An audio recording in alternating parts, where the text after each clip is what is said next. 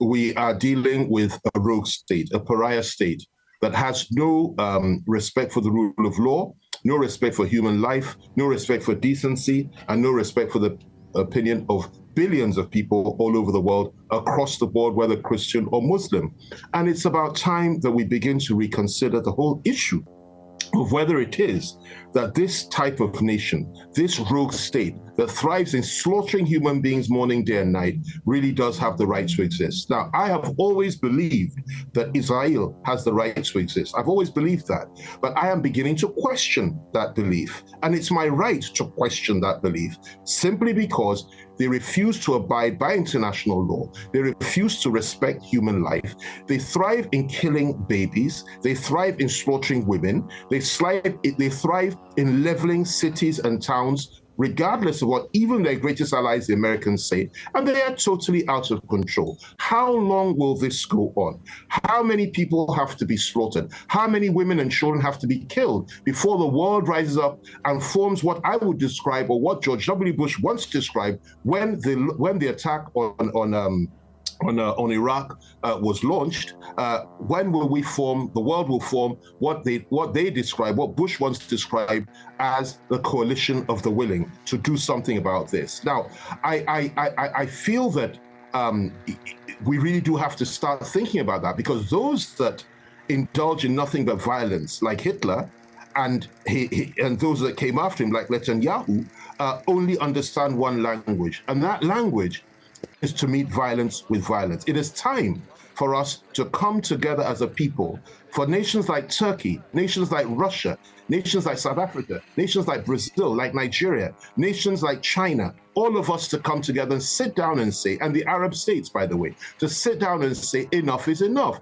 Egypt included, all those that have, held out a green leaf to Israel over the years, and all those that once loved Israel. This is not the Israel we love. This is not the Israel we supported. I have always believed in a two-state solution. I have always thought that was the way out. I'm a great believer in the Oslo Accords. But the reality of the situation is that not only Netanyahu, but also the Israeli ambassador to the United Kingdom and numerous Israeli officials, including their president and everyone else, has said they are no longer interested in a two-state solution. What they're interested in is literally annexing, exterminating, wiping out the people of Gaza and also the West Bank, and occupying the whole of Israel to create what has been described by their own Minister of Finance as a greater Israel, starting from the borders of Egypt right up onto the borders of Iraq. Now, given that mindset, that they are not interested in recognizing that the Palestinians even have a right to exist, and they're interested in wiping out the Palestinian people in the name of a reaction for October the 7th.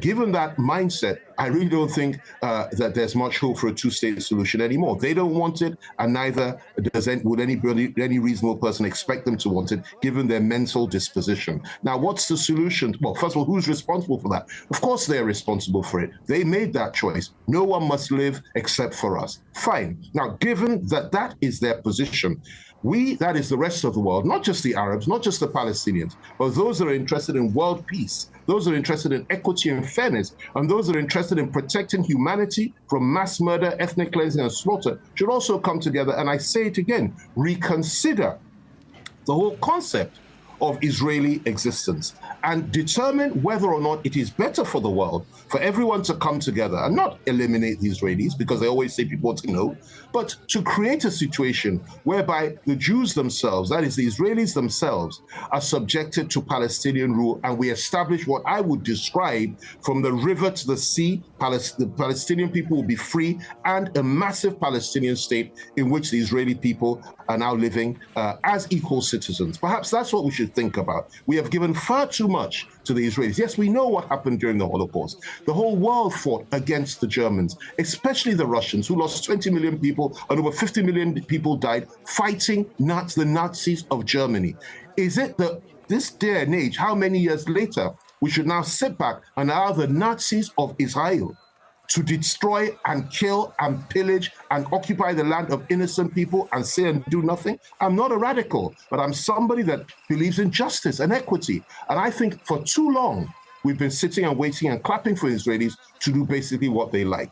The policies and the thoughts of the people of the West Bank, the leadership of the West Bank, the able leadership of the West Bank, who for the last 30 years have been saying, occupied West Bank, have been saying, let's negotiate, let's have peace with the Israelis, two-state solution, and so on, appears to have failed because it has not succeeded.